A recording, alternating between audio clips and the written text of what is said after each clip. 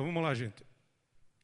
Um primeiro ponto que eu gostaria de provocar aqui, mais do que até mediar, a gente tem aqui bastantes empresas de projeto. As empresas de projeto, ao longo do tempo, a gente vem percebendo que estão diminuindo. Teve empresas que tinham, no passado próximo, 13, 15 profissionais, e hoje tem, quando muito, o próprio dono e mais um profissional. Isso muito se dá pela falta de perspectiva futura de planejamento. Então, a gente viu hoje aqui que o BRDE, por exemplo, tem um programa que é contínuo de financiamento de saneamento. Então, acho que a nossa primeira questão, antes de entrar na pergunta dos participantes, se o Calado pudesse nos dar um retorno de essa continuidade, essa perenidade da condição do saneamento, que as empresas que estão aqui podem contar com que vai haver recursos, podem investir em estrutura, podem investir no aprimoramento dos seus profissionais, podem nos entregar, nós agora eu falo aqui como funcionário da Sanepar, nos entregar projetos melhores com a formação dos seus profissionais. Então, essa seria a nossa primeira pergunta. Até pela nossa falta aqui de experiência, eu passo o microfone, vai ser assim, né?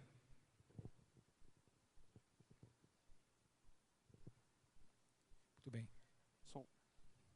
Conforme bem colocado aqui, a BRDE é um agente financeiro, muitas vezes de outras linhas, como um bom exemplo, o FGTS Saneamento.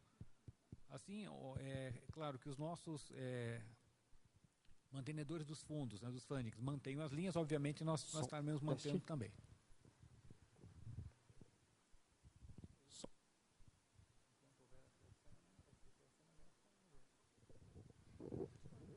Complementando a fala do colega, na verdade, o que a gente tem já de informação do fundo de garantia é que, na verdade, o Brasil não consegue aplicar a quantidade de recursos que tem disponível. Em questão de FGTS, não consegue. Constantemente, recentemente, o Conselho Diretor da FGTS chamou a ESB para conversar. O que a gente pode fazer para que vocês usem mais o dinheiro da FGTS? Tá? É uma coisa inédita que a gente nunca tinha visto, que é o Conselho Diretor da FGTS chamando para ver o que vocês precisam que a gente mude nas regras para que as companhias de saneamento, os estados, peguem mais recursos, deem mais efetividade a esses recursos. Então, pegando a tua resposta, se existe recurso, existe, está sobrando. Quando falo nós, construtoras, empresas de projeto, companhias de saneamento, não estamos conseguindo utilizar todo o recurso disponível. Complementando, né, como agente financeiro dos fundos, como Caixa Econômica, entre outros, né, reitero que, ocorrendo a continuidade dessas linhas, o BRDE, obviamente, atua como agente financeiro e no gerenciamento desses contratos, tanto para projetos quanto para obras. Falando em projetos, é importante a boa elaboração dos bons projetos que sejam financiáveis. Muitas vezes nós colocamos isso para quem nos visita, que o único item, né, que o setor financeiro não financia é a intenção, né? Geralmente projetos e obras, eles são financiáveis, menos intenções. Muitas vezes recebemos algumas consultas de intenções e fica um pouco difícil dar continuidade.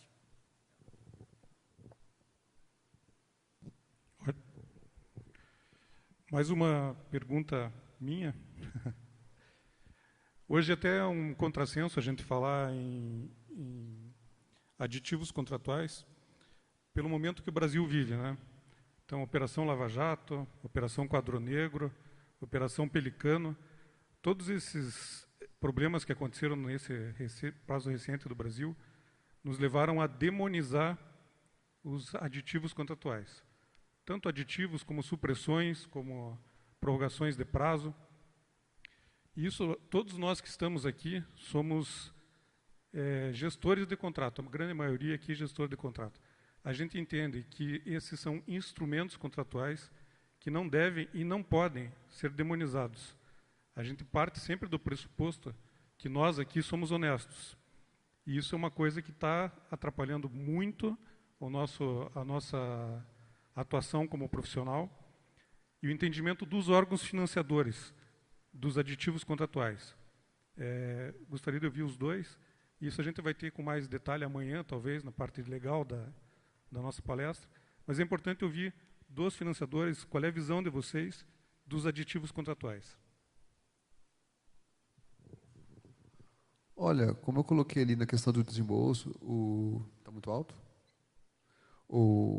A própria regra criada alguns anos atrás de poder pagar sem alteração contratual mostra que o agente financeiro, o agente operador, não vê problema nenhum no aditivo contratual. Ele entende que esse tipo de obra enseja aditivos, vai ter ocorrência de coisas não previstas. Nós conhecemos também como é que é uma obra de saneamento. Por mais que você faça um bom levantamento, faça um bom projeto, na hora que você começar a escavar, vai começar a aparecer as coisas. É natural isso aí. Tanto que foi feita essa flexibilidade para não ter que parar a obra. O que a gente comenta muitas vezes é o excesso de aditivo que acaba gerando um custo operacional muito alto, tanto da fiscalização, dos projetistas ou do órgão financeiro. Muitos aditivos acabam dando muito trabalho. Então, nesse aspecto que a gente comenta que um bom projeto ele vai ter poucos aditivos. Ele nunca vai deixar de ter aditivos. Eu acho muito difícil uma obra de saneamento não ter nenhum tipo de aditivo. Ele vai acabar tendo, mas a ideia é que não tenha tantos. Mas o que a gente percebe é que está tendo uma movimentação contrária atualmente. Antigamente, o FGTS era muito mais restritivo do que os tomadores, sejam eles municípios ou companhias de saneamento. Hoje está invertendo. As companhias de saneamento, os municípios e estados estão mais restritivos do que o fundo. Muito bem. Conforme dito pelo colega da Caixa Econômica Federal, nós, desde que bem justificados, né, tecnicamente, legalmente, sendo evidenciada a necessidade, não temos a que nos opor. Obviamente que é importante que o bom projeto já faça essa previsão, né? Aliás, evite, né, o número elevado de aditivos. Mas caso ocorram, desde acordo com bases técnicas e legais, seguimos em frente. Acho que é bem importante a gente colocar, inclusive, essa possibilidade da flexibilidade da Caixa. Acho que é uma coisa bem interessante, acho que é oportuno e é uma demanda, acho que, dos profissionais aqui do saneamento, de ter esse retorno. Vou passar as perguntas do público. Pergunta para o BRDE. O financiamento para investimentos no saneamento pode ser contraído por particulares em seu próprio empreendimento, no caso, grandes loteamentos? Pergunta de Edson Nashi. Eduardo, você vai explicar? Rafael? Vocês que estão diretamente na análise?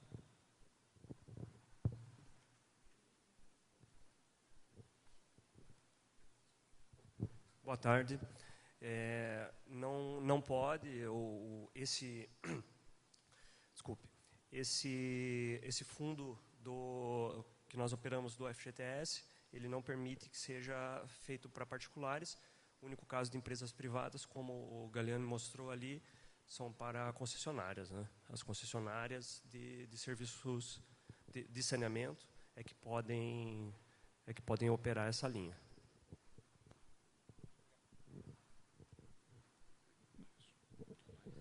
Pergunta para a Caixa. A reprogramação de obras. Sempre é o nosso problema, né, galerinha? A reprogramação sempre é uma coisa bastante difícil. É bastante comum. O tempo que decorre entre o início de projeto até a conclusão de obra é de muitos anos. A complexidade dos empreendimentos faz necessárias revisões ao longo do processo. Quais as considerações da Caixa sobre essa necessidade, sobre o tempo que demora, né? Então, você necessariamente, a hora que você vai executar, você já tem alterações. Pergunta da Masília.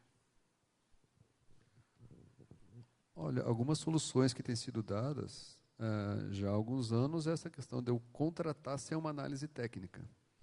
Tá? Eu só vou fazer análise técnica quando eu tiver o projeto básico. Foi o que a gente comentou na apresentação. Então, muitas vezes eu contrato em 2012 e o projeto básico fica efetivamente pronto em meados de 2014. E é nesse momento que a gente vai fazer análise. Eu já evito um pouco isso. Só que se o tomador fez uma expectativa muito equivocada de valores, vai ter problemas. Se ele pedir um financiamento de 10 milhões e no projeto básico um ano e meio depois chegou à conclusão de que custa 15, ele vai ter problemas, porque ele só tem 10 milhões disponíveis de financiamento. Agora, uma outra coisa que recente, que eu imagino que vai ajudar isso, é essa nova forma de seleção. Eu não ter que esperar janelas, que a gente via que acontece naturalmente. Na hora que aparece uma janela de financiamento, pega tudo quanto é projeto que está na gaveta e vamos lá pedir. Eu vejo quanto que na verdade, até a análise ao contrário, as companhias, os municípios, levantam quanto que ele pode pegar de financiamento e caça os projetos na gaveta e pega o financiamento. E, na verdade, ele não tem um projeto que embase o valor que ele está solicitando. Com essa forma de seleção contínua, que acho que o BRDE também tem, eu não preciso fazer isso. A companhia vai poder desenvolver os projetos na hora que ela tem o projeto, o orçamento já bem mais próximo da realidade, que ela vai pedir o financiamento. Eu acho que vai evitar bastante esse tipo de problema. Vai evitar bastante reprogramação, vai ficar só naquelas que a gente está falando que são básicas, que vão acontecer pela natureza do tipo de obra. Quer comentar alguma coisa?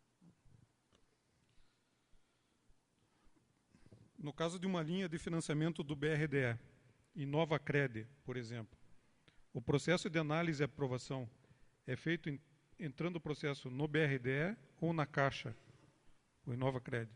No caso... Pergunta da Tânia Marques. Via BRDE, temos a fase inicial de enquadramento, depois a fase de análise, e depois seguimos para a fase de aprovação e contratação. Início BRDE.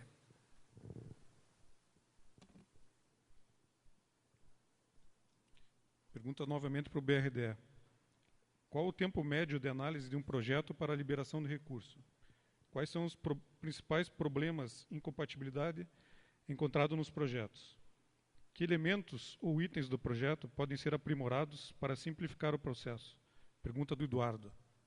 São 3 perguntas, né? Em relação ao tempo, em média 90 a 120 dias, em média, dependendo muito da demanda e da complexidade do projeto. A segunda pergunta... Quais são os principais problemas, incompatibilidade encontrados nos projetos? Os nossos analistas, algum problema a ser relatado?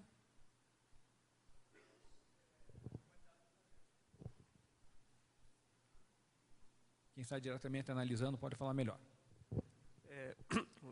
Como você comentou na tua primeira pergunta, é mais a qualidade do projeto mesmo, né? Seria os itens têm que estar bem elaborados para que não tenha muito vai e vem do projeto. Acho que isso reduz bastante o tempo de análise e facilita para nós analistas quando a gente tem um projeto de qualidade nas mãos. Que elementos ou itens do projeto podem ser aprimorados para simplificar o processo? Como são projetos complexos, é difícil assim, precisar um item específico, né? Mas assim, ressaltamos mesmo a qualidade do só a questão do licenciamento, né? Que a gente tinha comentado, é um ponto bem importante para a contratação dos financiamentos. É questão de licenciamento ambiental e isso também é papel do beneficiário, né, a pessoa que está, a empresa que está pleiteando o financiamento, também ter isso é um ponto bem sensível que pode travar na fase de contratação.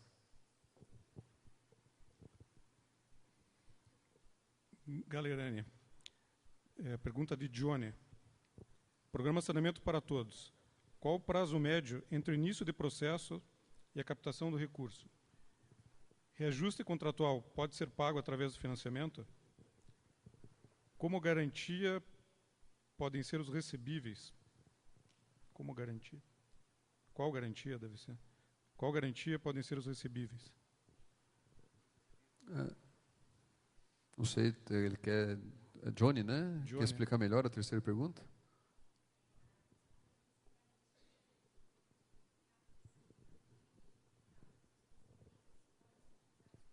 Os recebíveis. Os recebíveis da empresa. Podem? Olha, na verdade, essa aí é a garantia normal, né? Hoje, se criou, através da N14, essa outra possibilidade através de duplicatas. Os recebíveis é mais uma possibilidade, que é o que está aberto hoje. Né? A garantia normal de tarifas não está aberto, não tem o programa aberto. Então, o começo é o prazo médio entre o início do processo e a efetiva liberação do recurso. Tem diversos agentes envolvidos. Então, é difícil estabelecer um prazo adequado para isso. Vai depender também de força política e da situação dessas diversas entidades envolvidas. Essa própria N14, como a gente estava comentando, que a gente está com a Sanepar, já está há mais de 2 anos em negociação. Desde a primeira vez que se aventou pedir esse financiamento. Já o segundo lote, que nós já estamos trabalhando, provavelmente não vai demorar nem 6 meses. Tá?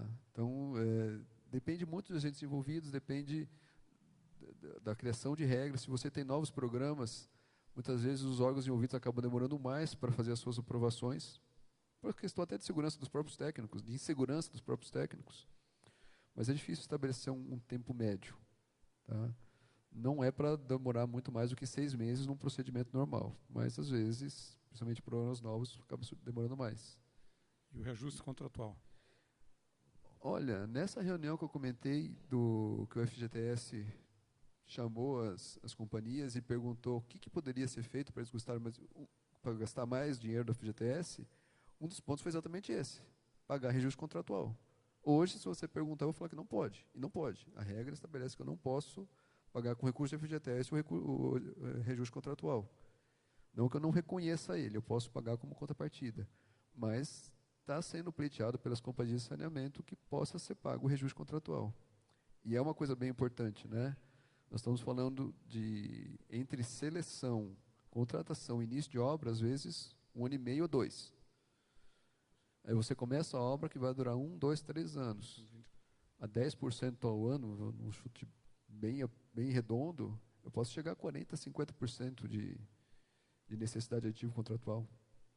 Nada mais justo do que isso seja pleiteado. Não sei qual a forma como pode ser regulamentado isso, se através de um índice nacional, ou o índice do contrato, mas eu, particularmente, eu acho que poderia. Eu teria que estabelecer as regras.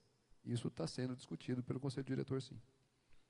E você colocou na tua explicação que isso poderia entrar como uma contrapartida, ou reajuste? Na verdade, entra como contrapartida, né? A partir do momento que o FGTS não paga, o tomador paga, né? Sim, mas podendo incluir na mesma Adicional. percentual? Não, adicional, desculpa. Mas Contrapartida adicional. Daí dá na mesma. Não, não... Então, na verdade, não se paga hoje reajuste. Pergunta do Demetrios Dalatana. Por que a reabilitação de redes coletoras de esgoto são limitadas a 3%, ou próximo disso, do valor total do investimento? Há financiamento exclusivo para a reabilitação de redes de esgoto? Acho que é para a Caixa, né, Demetrios? Para a Caixa. Pode explicar melhor?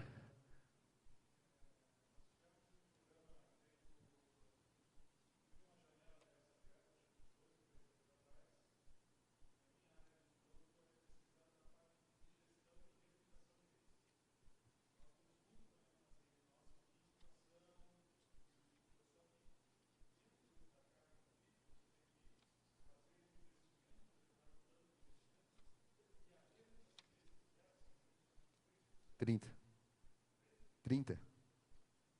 30. Tem essa limitação.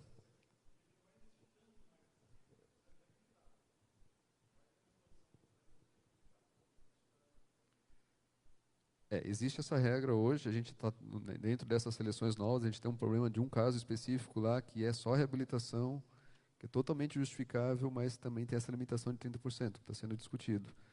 Isso faz parte das regras da política que o agente operador criou lá atrás. Tá? No momento em que o Brasil tinha muita carência de novas redes, né, de ampliação de rede de esgoto. Tá? Talvez seja realmente o momento de rever algumas dessas regras. Hoje, em muitas regiões, principalmente regiões metropolitanas, você está falando mais de reabilitação e não mais de implantação. Talvez seja o momento realmente de começar a rever essas regras. Eu acho que também, nesse diálogo que está tendo entre as companhias de saneamento e o Conselho Diretor, isso pode ser posto, sim. Mas, hoje, existe realmente essa limitação de 30%. Ainda existe. Acho Acho que a pergunta foi direcionada à Caixa, do Haroldo, da Sanepar, mas dá para ser uma visão dos dois. Qual a visão dos órgãos financiadores do turnkey? Turnkey, a obra completa como um todo, por percentual sem medição, como percentual. Isso, Haroldo? Olha, tem a ver com aquela questão de análise parametrizada, né? Porque é onde você está falando de contratar projeto e a obra pronta para funcionar, né? A Caixa tem vários grupos de trabalho trabalhando exatamente nesse sentido. A gente tem uma restrição grande de órgãos de fiscalização. Os órgãos de controle não são muito adeptos a essa ideia. Mas, bem regulamentado, bem regrado, eu particularmente não vejo problema. A gente já trabalhamos, em alguns casos, com o RDC, né? Já tivemos aqui mesmo em Curitiba contratos feitos pelo RDC, onde você contrata projeto e obra. Eu, particularmente, analisei um contrato desse, infelizmente não foi para frente, exatamente porque os órgãos de controle depois falaram que não concordavam com aquilo e foi cancelado. Mas não, a Caixa apoia, sim, o turnkey, desde que devidamente regrado. Ok.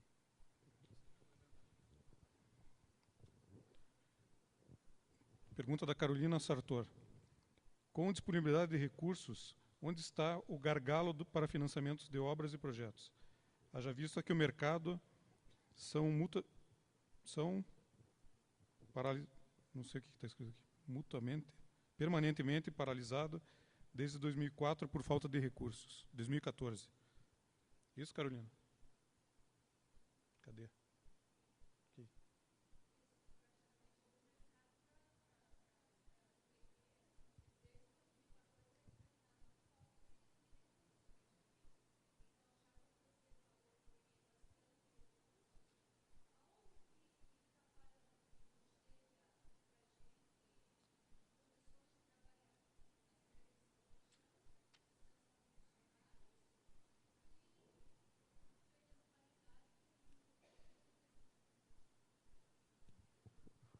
Olha, como eu falei, na verdade, todo o nosso sistema não está preparado para utilizar o recurso que tem. Eu tenho uma grande disponibilização de recursos, mas eu não tenho projetos efetivamente prontos para dar em andamento. A quantidade de propostas sempre fica aquém. Existe uma regra, só fazer um paralelo, de priorização, por exemplo, no saneamento. A Sanepar vai lá, por exemplo, e apresenta, sei lá, 50 propostas. E ela tem que falar qual que é a mais importante e qual que é a menos importante, porque se faltar recurso, vai ser naquela sequência que ela mostrou que vai ser liberado. Olha, já estou há 8 anos trabalhando com isso, eu nunca vi utilizar essa lista, porque nunca o total de propostas ultrapassa o valor disponível para financiamento. Então, o gargalo está mais embaixo.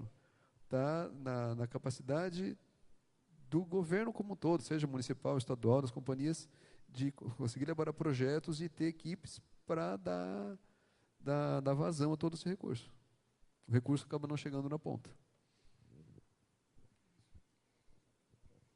Pergunta do nosso colega Michel, da Águas de Joinville, que veio com uma enorme comitiva.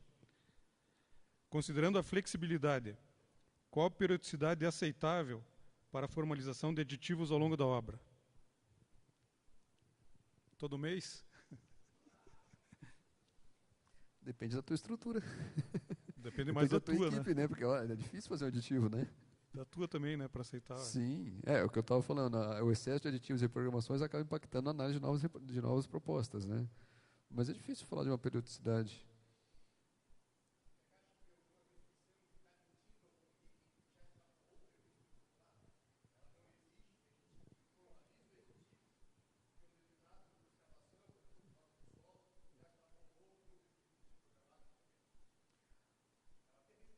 Depende. Qual tipo de recurso que você está falando?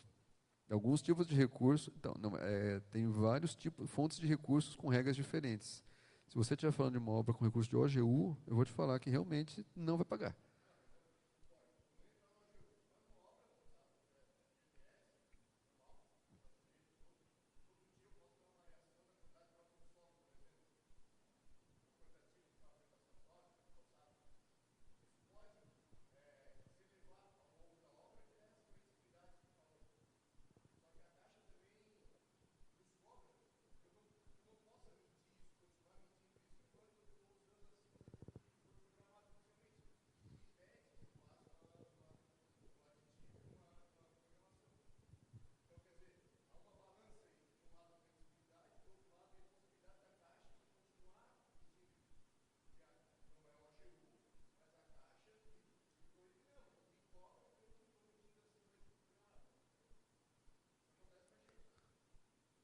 Olha, aí também, assim, tem uma questão talvez até de gestão local. Você falou que é Águas de Joinville, né?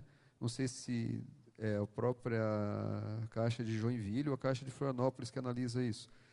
Sim, o profissional que trabalha do meu lado tem um pensamento um pouco diferente do meu. Imagina um profissional que trabalha em outro estado. Então, às vezes, as discussões acabam gerando procedimentos diferentes. Mas como nós temos trabalhado aqui, como que nosso entendimento das regras, eu tenho essa margem de segurança que eu posso ultrapassar, mas depende também de uma análise técnica. Eu sempre vou ter que exigir uma explicação do que aquilo aconteceu, por que aquele aditivo, por que aquele imprevisto ocorreu, por que não estava previsto, e um memorial de cálculo que a gente pede às vezes, detalhando aquilo. Porque estamos falando de recursos públicos, de órgãos públicos, não dá para um órgão simplesmente aceitar o que o outro falou sem comprovações. Muitas vezes, gastou tantos mil reais a mais. Não, preciso detalhar aquilo. Eu preciso, e às vezes isso não é muito fácil, a comprovação de que aquilo realmente não estava previsto. Nós temos casos assim, em que aparece como não previsto, você fala, não, mas isso aqui, desculpa, está previsto. Então, na hora que você desce para análise técnica, às vezes pode ter alguns conflitos. E às vezes é por isso que está tendo essas limitações. Tá? Mas, se tecnicamente conseguir ser acatado aquilo, tem esse limite. O que pode acontecer é que, dependendo da fase que está o teu contrato, ele não permita mais essa flexibilidade. Eu não quis entrar em detalhes ali, mas, basicamente, se o contrato de financiamento tiver até 50%, você pode ultrapassar em 30% cada item. Agora, se ele passou de 75% de evolução no geral, aí não pode mais nada. Porque eu não posso... essa flexibilidade começa, no final da obra, ela começa a ser interrompida, né? Porque qual que é basicamente o controle que a gente tem que fazer? Eu não posso te pagar um serviço não previsto aqui e deixar o serviço previsto lá no final sem dinheiro. Tá? Então, quando eu estou no final do contrato, eu já não consigo mais ter flexibilidade. Pode ser também isso também. Né? Nossa última pergunta do painel, do Alexandre. A tabela de preço, como faz a atualização? Pois a legislação e convenções mudam muito. Atualização das tabelas de preço, só na...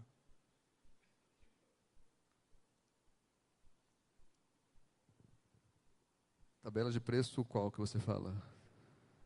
Sinap?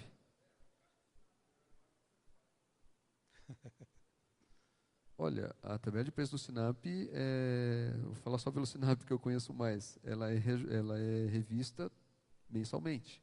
Todo mês é feita pesquisa de preços pelo IBGE, os preços são incorporados pela Caixa, colocados nas composições e a tabela é mensal. Outros órgãos fazem semestral ou dependem de decisões dos seus conselhos diretores, né? Muitas vezes as companhias se baseiam também no como é que está o mercado, né?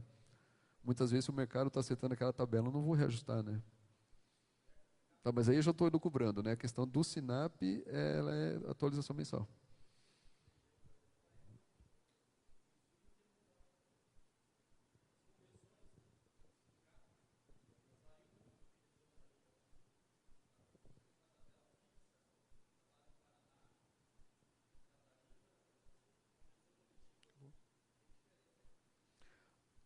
O Sinap é por estado. Tá? Então, os preços de Santa Catarina são diferentes do Paraná, mas os preços de Curitiba são os mesmos de Santa Cruz de Monte Castelo, sei lá, entendeu? Aí, realmente, eu posso ter uma diferença se o sindicato de um outro município que não seja de Curitiba tenha uma variação diferente de preços.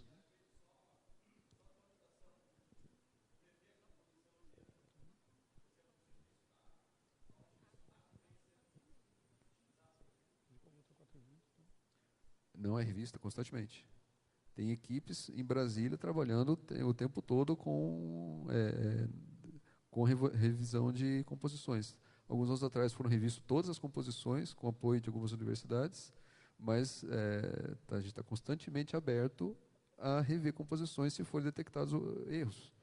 Né? Já vi vários casos, olha, tem um problema nessa composição, que não está de acordo com o mercado. Claro que tem todo um processo, não é uma coisa muito simples, né, porque qualquer composição que você reveja, ela vai ter uma influência nacional, mas estão sempre revisando, volta e meia encontra equívocos. O SINAP, ele tem toda a base dele é muito antiga, é lá do BNH ainda, algumas composições são daquela época ainda, foram sendo revisadas e muitas vezes alguns erros podem se perpetuar. De repente um erro que nunca ninguém viu está lá se perpetuando até hoje, mas em sendo detectado, tem todos os canais para que isso seja solicitado e resolvido. Bom, pessoal, mais uma vez agradecer aos dois palestrantes, ao Calado e ao Garani. Nosso coffee break está servido. A gente retorna às 4h20